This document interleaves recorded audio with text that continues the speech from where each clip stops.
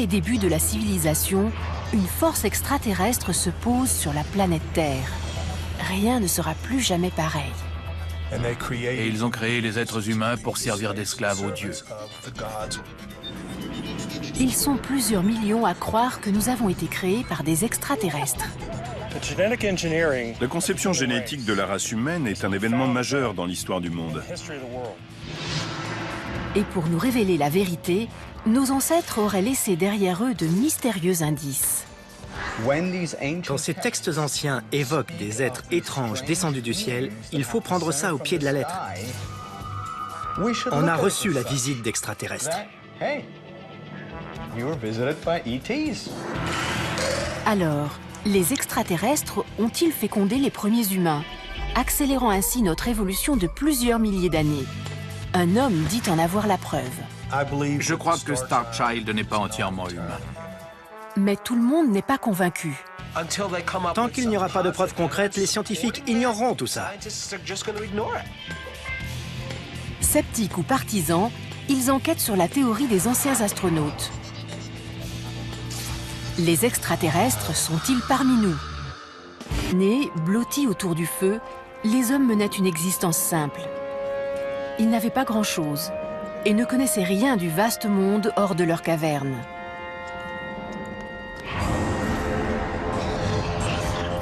Mais l'histoire raconte qu'un jour, l'univers a changé à tout jamais.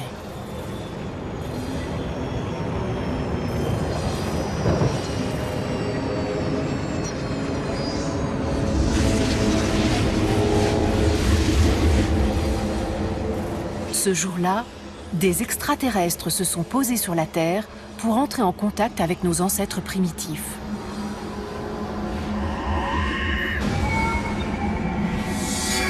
C'étaient des astronautes qui venaient d'une autre planète. Ça paraît délirant, et pourtant, ils sont plusieurs millions dans le monde à y croire. Et cette théorie a été médiatisée par le célèbre écrivain Erich von Däniken dans son best-seller Chariots of the Gods. C'est un livre qui a frappé les esprits et qui a soulevé un débat international. C'était vraiment une idée toute nouvelle. Von Däniken voyait des choses presque inexplicables dans notre passé lointain. Il soutenait que les extraterrestres nous avaient rendu une visite dont il ignorait la raison. Mais depuis la sortie de son livre en 1968, cette hypothèse s'est répandue et toute une théorie a été élaborée. Il y a bien longtemps, à des années-lumière d'ici, une planète semblable à la nôtre a connu un réchauffement climatique. Une seule chose pouvait empêcher les rayons ardents du Soleil d'éroder son atmosphère: l'or. Mais il en fallait tant que les habitants de la planète se sont lancés en quête d'une nouvelle source à travers l'univers. C'est ainsi qu'ils ont découvert notre planète et ses filons aurifères. Ils ont alors décidé de rester et nous ont asservis pour les aider à extraire le précieux minerai.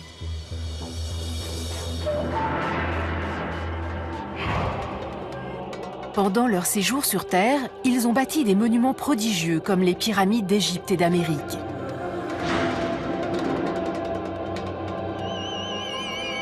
Ces ouvrages servaient à la fois d'instruments de navigation stellaire et de pistes d'atterrissage pour leurs vaisseaux.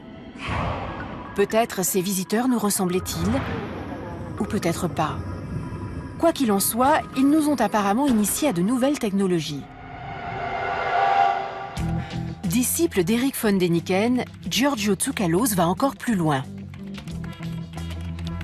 Sur le plan technologique, on était encore primitifs et ils nous ont poussés dans la bonne direction. Ils nous ont enseigné les mathématiques, l'astronomie, l'agriculture et plein d'autres choses. Et ça, juste pour nous guider dans la bonne direction.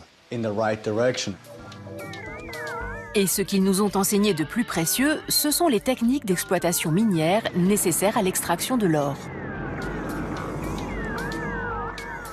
Tout ça ne semble pas très sérieux, et pourtant il paraît qu'il y a des preuves. Si vous savez où chercher, vous trouverez des sites archéologiques et des éléments textuels. Quand les hommes ont demandé à ces êtres « D'où venez-vous ?», ils n'ont jamais indiqué l'autre côté de l'océan. Ils ont toujours indiqué le ciel. Mais la théorie des anciens astronautes est loin de faire l'unanimité. L'archéologue Ken Feder estime par exemple que ses défenseurs ne voient que ce qu'ils veulent voir. C'est un peu les casques bleus de l'espace. Des extraterrestres atterrissent sur la Terre et après s'être accouplés avec nous, ils regardent autour d'eux en disant « Ces pauvres diables ont besoin d'aide ». Selon ces adeptes, cette thèse est étayée par toutes sortes d'objets et de monuments anciens. D'après moi, cette pyramide était une machine. Alors, pour en savoir plus, nous nous rendons près de Mexico. Pour Ted Strain, les vestiges mystérieux de Teotihuacan étaient autrefois un site d'exploitation aurifère pour les extraterrestres. Je pense que l'association d'une source d'énergie, des rayons cosmiques ou le vent solaire, et de la forme de la pyramide permettait de canaliser cette énergie pour provoquer une réaction chimique au contact du mica et faire sortir l'or de la solution. Nul ne sait avec certitude qui a construit Teotihuacan. Tout ce que l'on sait, c'est que quand les Aztèques ont découvert la ville aux alentours du XIVe siècle, elle était déjà en ruine.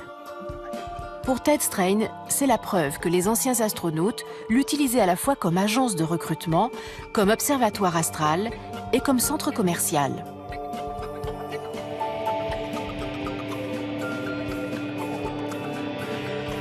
Et les extraterrestres n'ont pas colonisé la Terre uniquement à partir de Teotihuacan.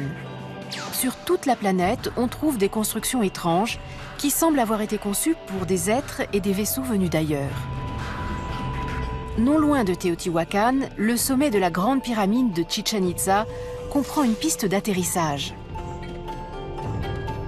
Et à Baalbek, dans le nord du Liban, on a découvert les ruines mystérieuses d'une énorme structure en pierre. Mais le site le plus énigmatique reste celui des géoglyphes de Nazca, au Pérou.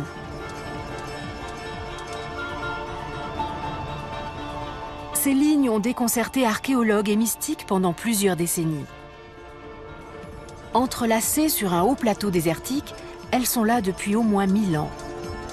Et certains prétendent qu'elles ressemblent étonnamment à nos pistes d'atterrissage modernes.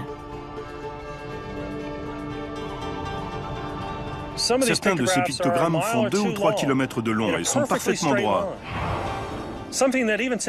Même aujourd'hui, nous aurions du mal à reproduire ça sans l'aide d'engins et de techniques sophistiquées. Comment a-t-on pu faire ça il y a 3000 ans au Pérou? Comment? Il n'y a pas d'explication.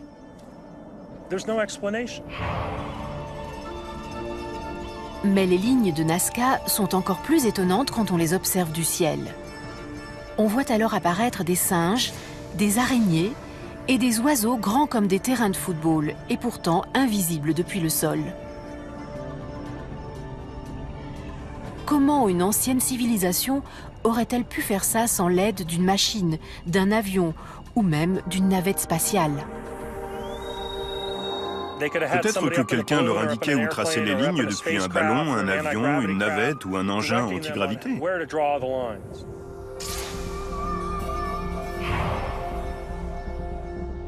Pourquoi des extraterrestres auraient-ils tracé des pistes d'atterrissage et des formes animales étranges à Nazca ou ailleurs?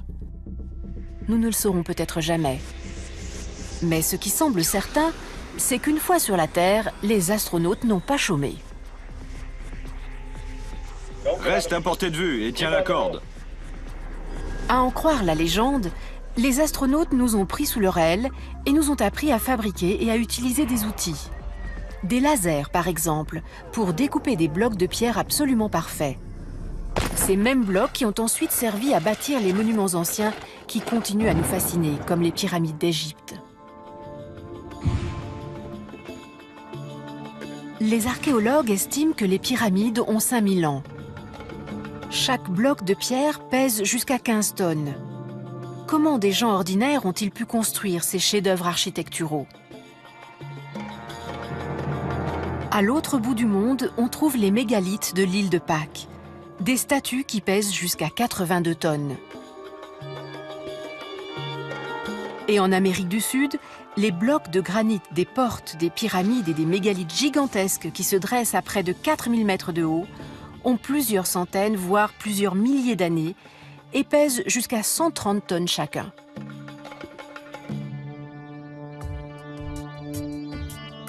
Les technologies sophistiquées nécessaires au commun des mortels pour déplacer, sculpter et enluminer de telles masses pouvaient-elles être connues de nos ancêtres? Au cœur d'un temple égyptien, un hiéroglyphe semble apporter une réponse inattendue. Toutes ces théories évoquent l'impact des extraterrestres sur notre existence. Mais eux, que sont-ils devenus? Ont-ils fini par repartir sur leur lointaine étoile ou sont-ils restés? Regardez tous ces échantillons. Ça va faire du bruit quand ils verront tout ce qu'on leur apporte. Et si leurs descendants étaient encore parmi nous?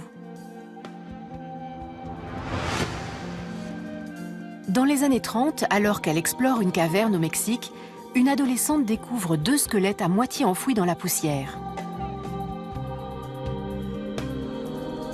En les examinant de plus près, elle remarque que l'un des crânes est démesuré et que ses cavités orbitales sont étrangement peu profondes. Ce n'est visiblement pas un crâne humain ordinaire. Ce crâne pourrait-il être la preuve que des extraterrestres ont non seulement colonisé notre planète, mais aussi changé l'évolution de notre espèce à tout jamais? L'écrivain Lloyd Pye en est convaincu. Je crois que Starchild n'est pas entièrement humain. Disons que je vous crois. Où sommes-nous là? Pour savoir si ce crâne prouve la véracité de la théorie des anciens astronautes, il faut reprendre du début. On va mettre des jours à analyser ça. La vérité se dissimule peut-être au milieu d'anciens motifs rupestres, première trace de notre quête d'être supérieur à nous-mêmes. Quand ils ont commencé à étudier les récits gravés dans la roche par nos ancêtres, certains archéologues ont remarqué des images et des œuvres qui ne semblaient pas correspondre à notre vision de l'histoire. Beaucoup de gens s'interrogent sur la signification d'images qui rappellent étrangement des hommes en combinaison spatiale, munis de casques et d'antennes. Depuis que l'archéologie existe, l'usage veut qu'on les considère comme des dieux. Quand je vois un motif qui ressemble à un dieu ou à quelqu'un flottant dans les airs, je me dis que ça correspond à ce qu'on sait de leur culte. Et j'imagine que c'est un dieu. C'est quand même plus simple que d'aller dire « c'est peut-être un extraterrestre avec un engin de lévitation ». Au début du XXe siècle, l'apparition de nos propres engins de lévitation nous incite à nous interroger sur les mystérieuses lignes de Nazca. Certains se demandent alors si ces géoglyphes extraordinaires ont pu être réalisés sans l'aide de quelque chose ou de quelqu'un au-dessus. D'autres soutiennent que nous les avons tracés nous-mêmes, une fois les extraterrestres repartis dans l'espace.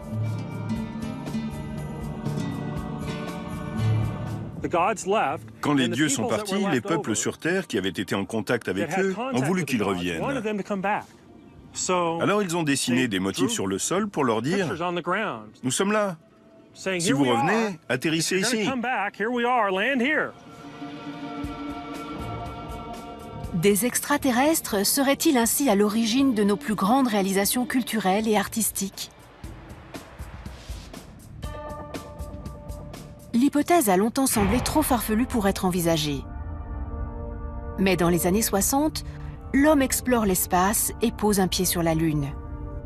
Et soudain, l'idée que des êtres venus d'une autre planète nous ont rendu visite n'est plus si inconcevable. Très vite, la théorie des anciens astronautes est prête à décoller. Et en 1968, Erich von Däniken publie une petite bombe, Chariots of the Gods.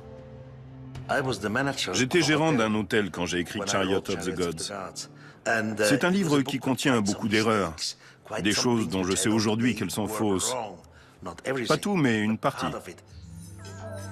Vrai ou fausse, L'idée que des extraterrestres ont séjourné sur Terre il y a des milliers d'années et modifié à tout jamais notre histoire se répand comme l'éclair. Pourtant, von Däniken n'est pas le premier à suggérer cette idée. Depuis plusieurs décennies, la théorie controversée du diffusionnisme a sa propre explication sur les origines de l'intelligence humaine. Les progrès extraordinaires sont forcément le fait d'une source unique. Car de façon générale, les humains sont stupides. Il faut trouver une culture géniale. Les diffusionnistes ont pensé à l'Égypte. Ensuite, on a dit que c'était l'Atlantide, au milieu de l'Atlantique. Eric von Däniken, lui, a pointé le doigt en l'air. Au milieu des années 70, la théorie des anciens astronautes arrive à maturité. Dans l'espace, en quête d'une planète légendaire, L'ennemi approche. 100 000. la Terre. Avec le temps, les contacts extraterrestres sont devenus un sujet banal dans les livres, à la télévision et au cinéma. Et c'est arrivé il y a une éternité. Et au milieu de toute cette fièvre, une question en particulier semble passionner les initiés. Qui a construit les grandes pyramides d'Égypte?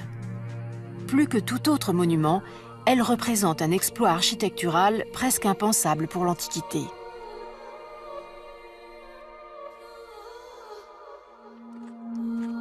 Pour l'écrivain William Henry, il est évident qu'elles n'ont pas été conçues par les Égyptiens. Quand je vois les pyramides, je me dis qu'une race extraterrestre a forcément participé à leur construction. Une conviction renforcée par l'existence des salles souterraines. Beaucoup de gens considèrent qu'elles servaient à protéger les prêtres égyptiens lors des allées et venues des dieux, les extraterrestres. Je pense que la Grande Pyramide est un capteur d'énergie géant qui peut à la fois recevoir et envoyer de l'énergie à des points éloignés du cosmos. Tout repose sur sa situation au centre des masses terrestres du globe. Et pour couronner le tout, il y a l'apparent alignement des pyramides avec le Soleil et les étoiles. Leur orientation géographique les place directement dans l'axe des étoiles de la constellation d'Orion. Comment une civilisation vieille de 5000 ans a-t-elle fait des calculs si complexes et pourquoi? Le vidéaste Ted Strain voit un mystère similaire dans les pyramides de Teotihuacan. Soit les bâtisseurs du site connaissaient les cieux, ou soit ils étaient eux-mêmes des dieux et ce sont les dieux qui ont conçu tout ça. Teotihuacan signifie d'ailleurs le site des dieux, là où les dieux se réunissent. Certains disent que cette cité précolombienne est la réplique exacte de notre système solaire. Il y a même une petite pyramide qui représente Pluton. Mais Teotihuacan a 2000 ans et on a découvert Pluton qu'en 1930. Comment est-ce possible? La réponse, c'est qu'il y a dû y avoir des dieux extraterrestres qui sont descendus du ciel et ont partagé avec les êtres humains leur connaissance des mathématiques et de l'astronomie. D'après Ted Strain, c'est un groupe de princes extraterrestres, les Anunnaki, qui a bâti Teotihuacan et d'autres structures semblables. Mais qui étaient-ils et de quelle planète venaient-ils? Il y a 6000 ans, la plus ancienne civilisation humaine connue, les Sumériens de Mésopotamie, a gravé des tablettes racontant l'arrivée sur Terre des Anunnaki, des divinités originaires d'un endroit appelé Nibiru.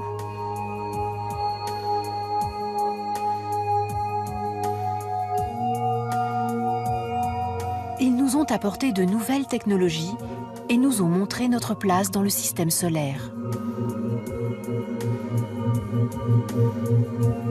La plupart des chercheurs considèrent que les récits sumériens relèvent du mythe, mais pas tous. Quand ces textes anciens évoquent des êtres étranges descendus du ciel, il faut prendre ça au pied de la lettre.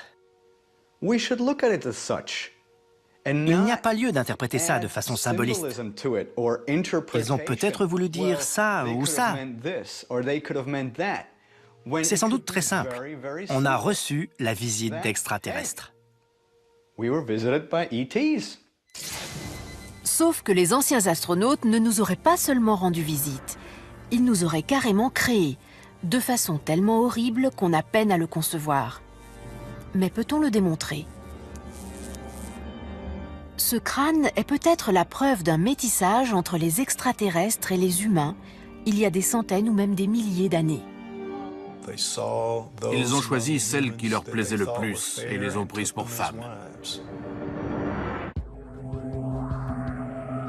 Le mystère de notre apparition sur Terre occupe une place majeure dans la théorie des anciens astronautes.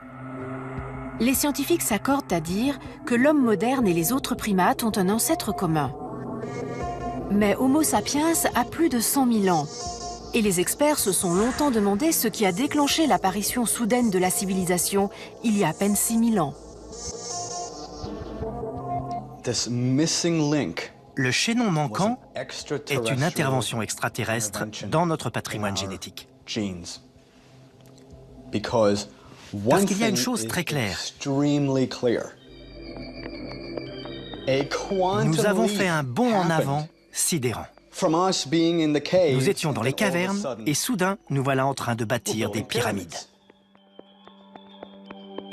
Pour les disciples de Däniken, nous devons l'étincelle de la civilisation humaine aux extraterrestres qui sont venus féconder les femmes et sont aussitôt repartis. C'est la théorie des astronautes en chaleur. Ils atterrissent sur Terre et courent chercher des femmes à ensemencer pour accéder au stade supérieur de l'évolution. La Terre devient la dernière planète à la mode et ils reviennent sans cesse féconder leurs propres descendants pour produire la génération suivante. Et nous sommes le produit de cette expérience. Éternelle victime d'une aventure sans lendemain. Il y a eu des métissages. La Bible raconte que les fils de Dieu sont descendus et ont trouvé les filles de l'homme très attirantes. Ils ont vécu avec elles et engendré une descendance. Et s'il y avait quand même eu un lendemain?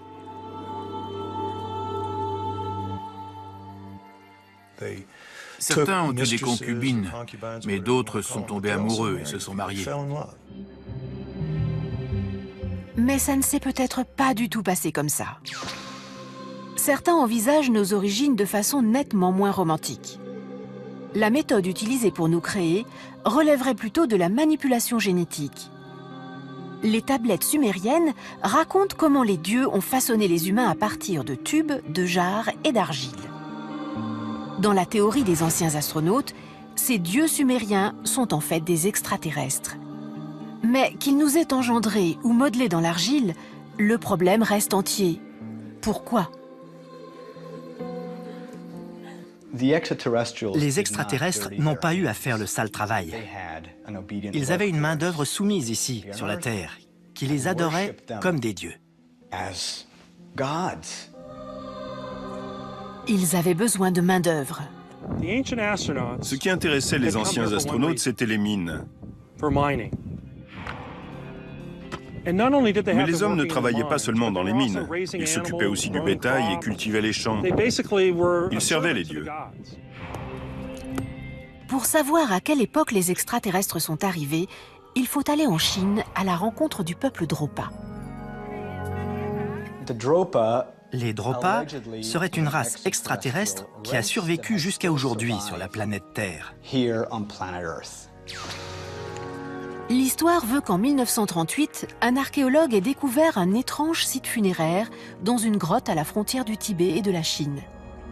À l'intérieur, il aurait trouvé des petits squelettes au crâne démesuré et des disques de pierre mystérieux avec des caractères microscopiques gravés dans des sillons.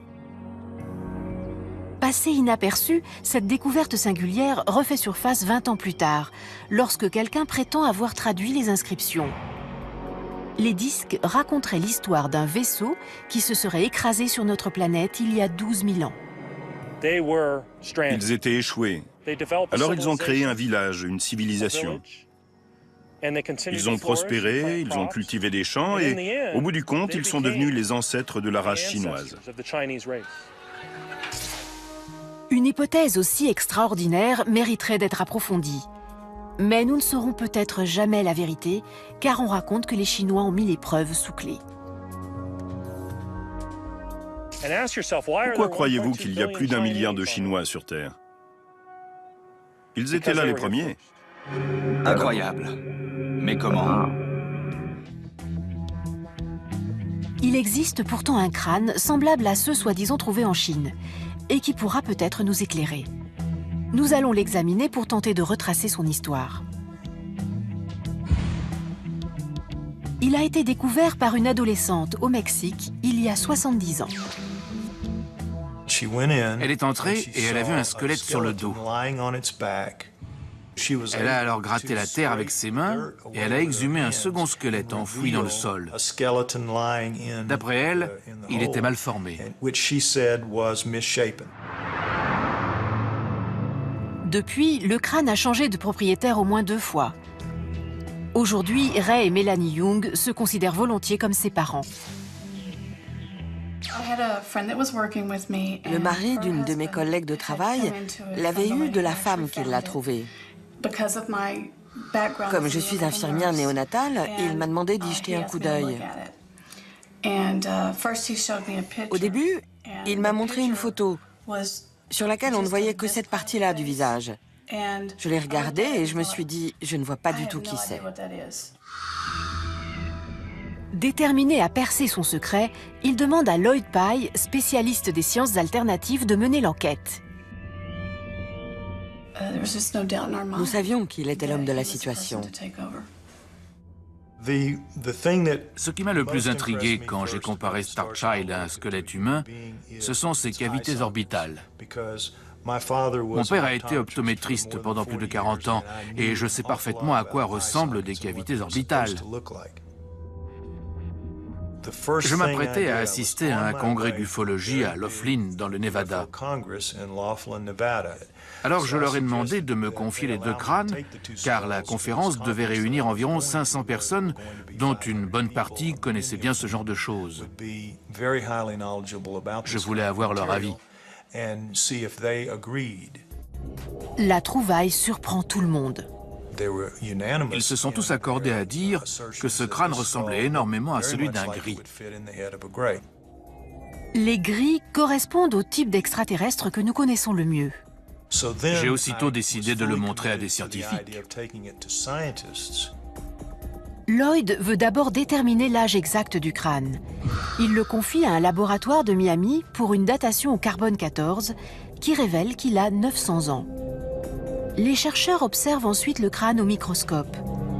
Ils découvrent un étrange résidu rouge et des fibres singulièrement solides à l'intérieur de l'os. Il y a donc 2 anomalies majeures. Pour autant qu'on sache, il est absolument unique. Les mycologues et autres spécialistes à qui on l'a montré n'avaient jamais rien vu de semblable.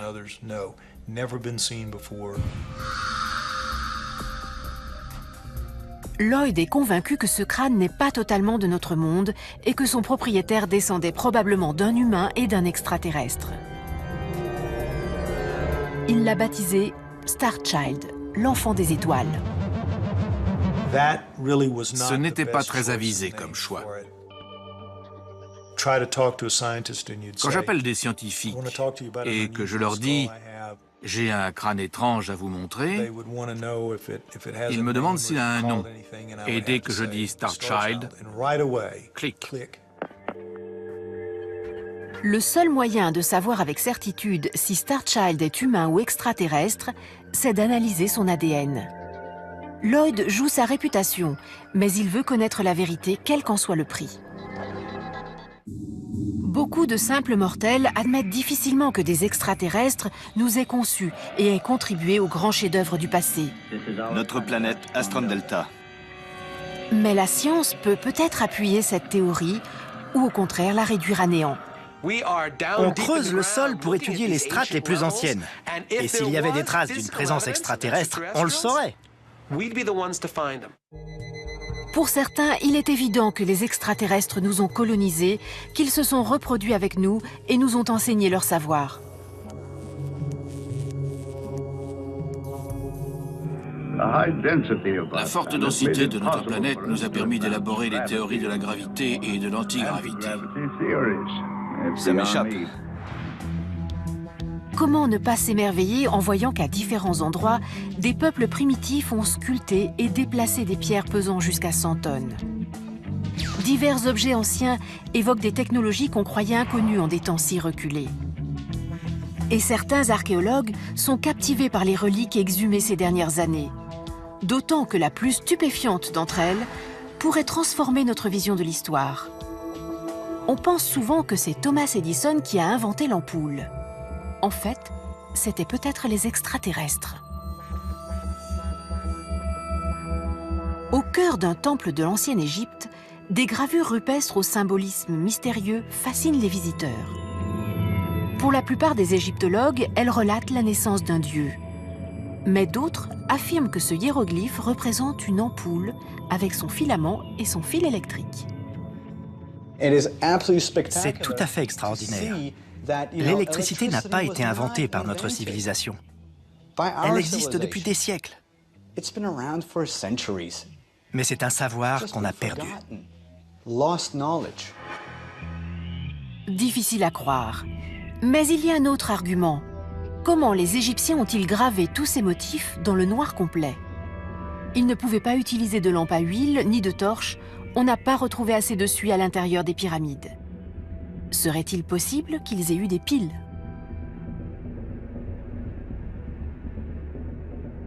Non loin de l'Égypte, dans les années 30, des archéologues ont découvert un appareil remarquable qui prouve que les gens qui vivaient ici il y a 2000 ans avaient fabriqué des piles électriques. On appelle ça la pile de Bagdad. La plupart de ces choses, comme par exemple l'électricité, étaient réservées à une élite. Comment des contemporains de Jésus-Christ ont-ils pu fabriquer une pile? Je crois qu'une grande partie des anciennes technologies qu'on redécouvre peu à peu vient effectivement des extraterrestres. Ce qui s'est passé, c'est qu'ils ont dû nous laisser leurs machines pour qu'on les utilise. Au bout d'un moment, elles sont tombées en panne, un peu comme une voiture qu'on ne sait pas réparer, et elles sont devenues inutiles. Les disciples de Deniken considèrent la pile de Bagdad comme la preuve d'une intervention extraterrestre. Mais ce n'est pas l'avis de Nancy Reed, spécialiste des technologies antiques au Texas. La technologie nécessaire à la fabrication de la pile de Bagdad est très simple. Le cylindre est en cuivre et la tige est en fer. Quant au vase, il devait être rempli de vinaigre. Au contact des métaux, le vinaigre acide provoque une réaction électrique. Et en appliquant les extrémités d'un voltmètre à cet endroit, on peut créer environ un demi-volt. Un demi-volt, ce n'est pas beaucoup d'électricité. Et on ignore toujours pourquoi des piles ont été fabriquées il y a 2000 ans. Reste à savoir si c'est une technologie extraterrestre ou quelque chose d'encore plus étonnant. Et si la pile de Bagdad ou un engin similaire avait servi à alimenter l'ampoule égyptienne? La réponse à toutes nos questions est peut-être en Suisse. L'écrivain Erich von Däniken a récemment créé un parc d'attractions dédié à la théorie des anciens astronautes. On peut y voir une superbe exposition sur l'ampoule des anciens Égyptiens. La publiciste Caroline Schneider trouve l'idée remarquable. Ça ressemble à ça. Ils avaient forcément un moyen de s'éclairer à l'intérieur de ces pyramides. C'est une des possibilités. Je ne sais pas si c'est vrai, mais si vraiment ils avaient des ampoules, c'est stupéfiant. Dans le parc de von Däniken, l'ampoule est alimentée par des copies de la pile de Bagdad.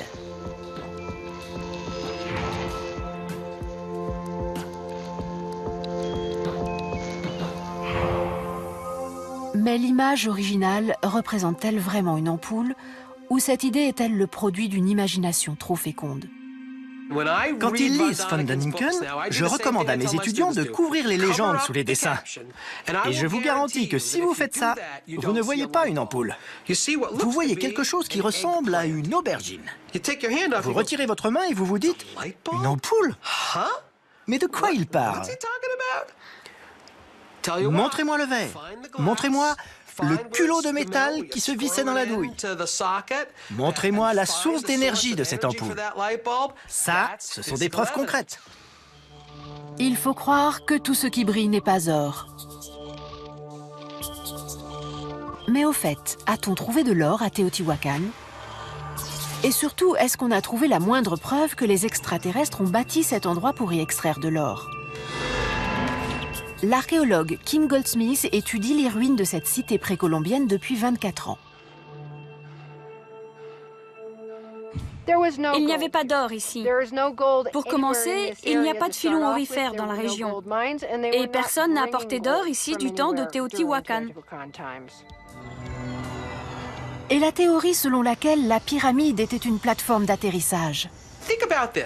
Alors, comme ça, ces extraterrestres seraient capables de traverser l'espace interstellaire, mais ils auraient besoin de marquer l'endroit où ils vont atterrir.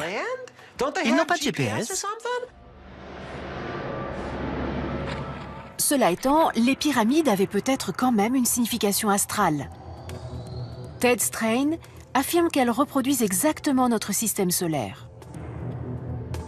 Mais l'archéologue Ken Feder rétorque qu'avec les pyramides, toute interprétation est subjective.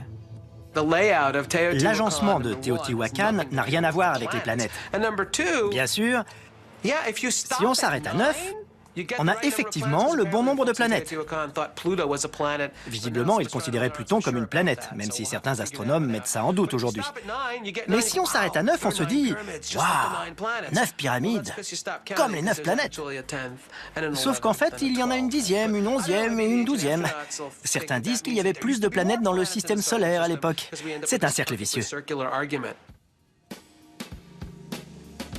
Teotihuacan était vraisemblablement une ville prospère, semblable à toutes les autres. Vous n'avez qu'à regarder une ville moderne n'importe où dans le monde et vous saurez comment ça se passait ici. Il y avait des architectes, des ingénieurs, une administration, un système judiciaire et aussi des militaires qui défendaient la cité. Ce qui nous ramène au mystère préféré des disciples de Deniken, les grandes pyramides d'Égypte. Des Atlantes aux extraterrestres, on en a attribué la construction à tout le monde, sauf aux Égyptiens. Mais l'archéologue Ken Feder soutient que la vérité est inscrite sur ces murs. On sait très bien qui a construit l'Empire State Building, parce qu'on a les photos du chantier. Bien sûr, on n'a pas de photos de la construction des pyramides, mais on a des gravures qui montrent les Égyptiens déplaçant de gigantesques blocs de pierre. On voit comment la roche a été sculptée sur la roche elle-même. Quoi qu'il en soit, et à défaut de prouver l'existence de tailleurs de pierre extraterrestres, nous allons peut-être enfin savoir si les hommes et les extraterrestres se sont métissés. Comme je vis à la frontière et que je travaille dans un hôpital, j'ai vu toutes sortes de malformations génétiques. J'ai vu beaucoup de choses, mais rien qui ressemble à ça. Nous savons que ce crâne a environ 900 ans et que ses cavités orbitales n'ont rien d'humain. Mais le seul examen susceptible de nous révéler si Starchild a des origines extraterrestres, c'est un test ADN. Lloyd Pye a fait subir au crâne toute une batterie de tests, mais les conclusions ne font que renforcer le mystère Starchild. Jason Eshelman, de la compagnie Trace Genetics à San Francisco, a l'habitude de travailler avec de l'ADN ancien. Il a étudié l'homme de Kennewick, des vestiges humains vieux de 9000 ans découverts dans l'État de Washington en 1996. Aujourd'hui, 10 ans plus tard, il relève un nouveau défi. Ce qui m'a intéressé, c'est que Lloyd posait certaines questions auxquelles on pouvait essayer de répondre avec des outils scientifiques. Si les procédés d'extraction d'ADN ancien et d'ADN moderne sont similaires, il est cependant plus difficile de trouver de l'ADN ancien encore intact. Avec un matériel biologique vieux de 900 ans, on sait que l'ADN aura subi quelques dégradations. Rien ne garantit qu'on réussira à extraire l'ADN de Starchild, surtout si c'est un extraterrestre, il n'en a peut-être pas. La mission est à la mesure de Jason Eshelman, et nous vous révélerons plus tard ses conclusions. En attendant, revenons plutôt à l'énigme des lignes de Nazca au Pérou. Certains estiment que les hommes n'ont pas pu tracer ces gigantesques géoglyphes il y a plusieurs milliers d'années sans aucun moyen de contempler leur œuvre d'en haut.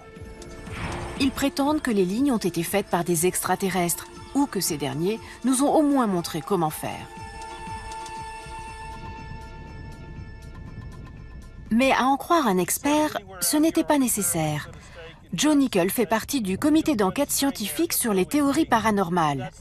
Et il ne croit pas que les extraterrestres aient tracé les lignes de Nazca pour une raison très simple.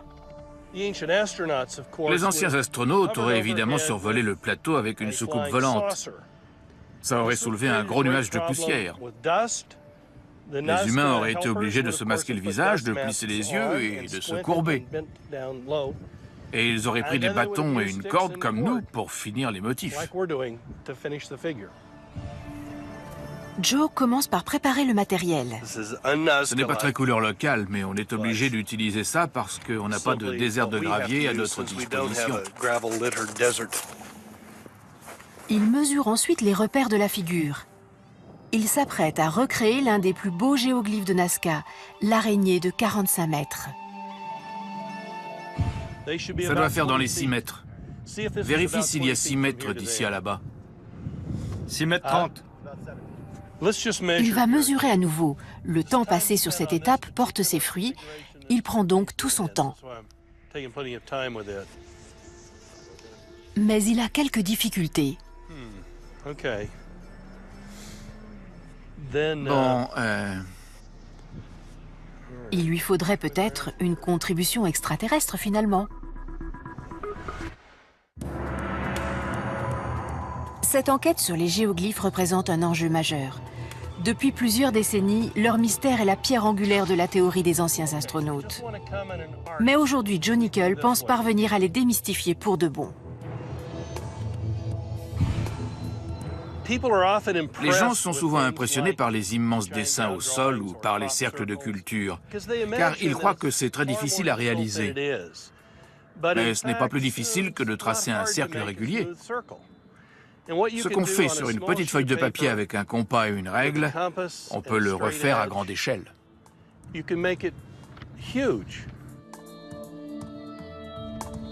Il suffit de dessiner des repères sur une grille et de les reporter au sol avec de simples piquets et une corde. Ça n'a rien de très compliqué. Et Joe n'en est pas à son premier essai. En 1982, il a déjà reproduit l'un des plus grands motifs de Nazca, un condor de 140 mètres. C'est en forgeant qu'on devient forgeron. Et si c'est vrai pour Joe, ça l'était aussi pour les Nazca. Car après un examen plus approfondi, on s'aperçoit que les lignes originales ne sont pas toujours droites. Visiblement, il y a eu quelques erreurs de calcul. Avec le temps, les artistes ont corrigé le tir et perfectionné leur technique. Mais pourquoi s'être lancé dans une telle entreprise? Certains soutiennent que les Nazca attendaient le retour des extraterrestres et qu'ils ont dessiné ces lignes pour les faire revenir. C'est une histoire intéressante. Il y a des gens qui croient à ça et d'autres qui croient aux cloches de Pâques. Encore une fois, en tant qu'archéologue, j'aimerais voir des preuves. Car toute cette théorie repose sur l'idée qu'il y avait des extraterrestres à qui indiquer le chemin, une hypothèse déjà audacieuse. Il existe un vieux principe scientifique, le rasoir d'Occam. Il dit que quand on a plusieurs explications possibles, il faut choisir celle qui introduit un minimum de nouvelles hypothèses et s'y tenir tant qu'on n'a pas d'éléments matériels concrets prouvant que cette explication est fausse et qu'une autre est vraie. Sinon, on fait au plus simple. Et il y a beaucoup d'explications plus simples qui s'offrent à nous. Celle de Joe Nickell nous ramène aux dieux. On ôtait les graviers pour dénuder la terre et on utilisait ces figures comme chemin de procession, un peu comme des labyrinthes. Parfois, il y a même des tracés qui serpentent inutilement, sans doute pour mieux s'imprégner de la force de l'image. La plupart des géoglyphes de Nazca ont un point commun, des lignes qui s'étendent à l'extérieur du motif lui-même. Celle-ci, par exemple, semble former une entrée vers le corps du colibri. Nickell en a conclu que les gens qui ont tracé ces figures les parcouraient dans le cadre d'un rite religieux. Elles avaient peut-être d'autres fonctions, mais je suis sûr que les lignes servaient de chemin de cérémonie. Reste le problème de Star Child. Ce crâne de 900 ans prouve-t-il qu'il y a eu un métissage entre humains et extraterrestres il y a des centaines ou même des milliers d'années? À San Francisco, Jason Eshelman essaie d'extraire l'ADN de Star Child. Il ignore s'il est humain. Et de toute façon, nul ne sait à quoi ressemble de l'ADN extraterrestre.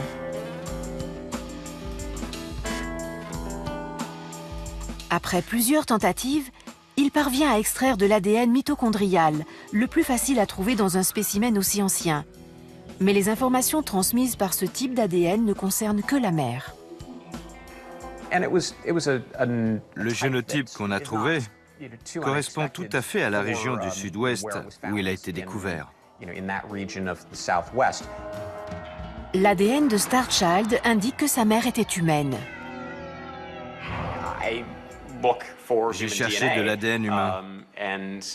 Quand quelque chose a une forme humanoïde, on s'attend à trouver de l'ADN humain. Mais tant qu'on n'aura pas analysé l'ADN nucléaire de Star Child, Lloyd Pyle ne saura pas qui était le père. Quand on étudiera son ADN nucléaire, on verra qu'il n'est pas humain à 100%. Certains ne voient pas l'utilité d'en savoir plus sur les parents de Star Child. Je ne vois rien qui indique un enfant extraterrestre dans ce crâne. C'est juste une anomalie de la nature humaine, comme on en a déjà constaté. En tant qu'anthropologue médico-légal, Bill Rodriguez a vu toutes sortes de crânes. Il a même examiné Star Child en 1999. Si un profane observait les ossements de Star Child, il les trouverait certainement étranges et inhabituels, peut-être même un peu monstrueux.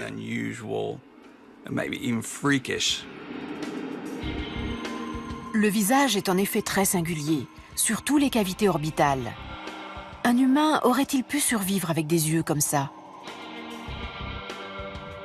Les cavités sont peu profondes, mais on voit encore l'endroit où le nerf optique venait se raccorder à l'orbite pour fournir la vue. Et le développement du crâne s'est simplement adapté à la forme des orbites.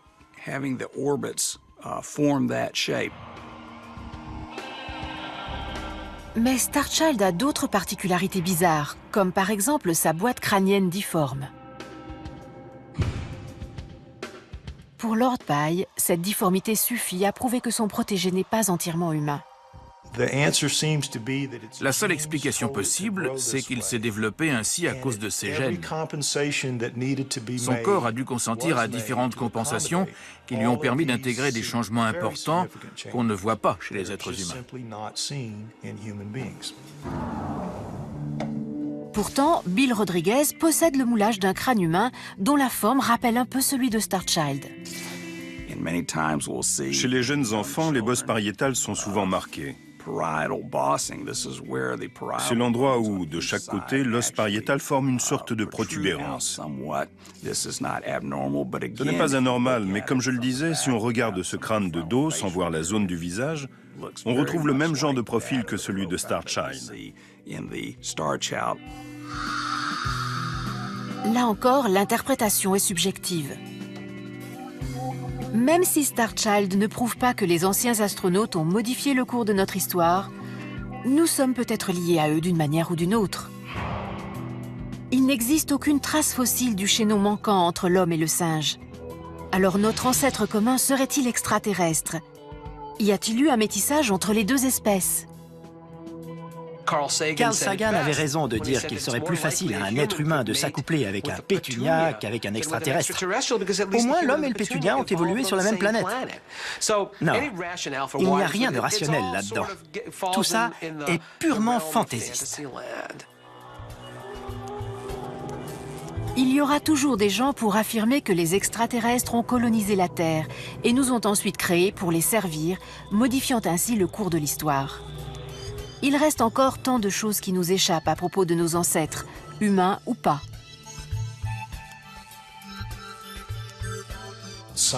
La science n'est qu'une longue suite d'erreurs corrigées.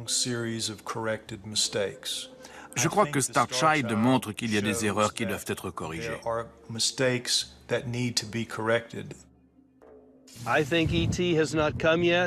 Je pense que les extraterrestres ne sont pas encore venus. Il y en a peut-être quelque part dans l'immensité de l'univers. Mais rien ne prouve qu'ils nous ont rendu visite. Et ça ne risque pas d'arriver de sitôt. En l'absence de faits concrets, les légendes et les œuvres d'art du passé seront toujours sujettes à interprétation. C'est presque comme si, au fond de nous, on savait que notre place est dans les étoiles. Reste à savoir comment y retourner. Je crois que c'est le désir de trouver une force divine. S'il n'y a pas un Dieu surnaturel, peut-être que des créatures semblables aux dieux, avec des pouvoirs divins, nous sauveront un jour de nous-mêmes. Nous ne saurons sans doute jamais toute la vérité. Alors, à nous de nous faire notre propre idée à partir des faits. La seule façon de prouver que la théorie des anciens astronautes est fausse, c'est que les extraterrestres eux-mêmes viennent nous dire « On n'a jamais mis les pieds ici ». Pas mal, hein? Il y a peut-être quelque chose d'extraterrestre dans notre culture, ou même dans notre ADN. À moins qu'une telle idée ne soit tout simplement venue d'ailleurs.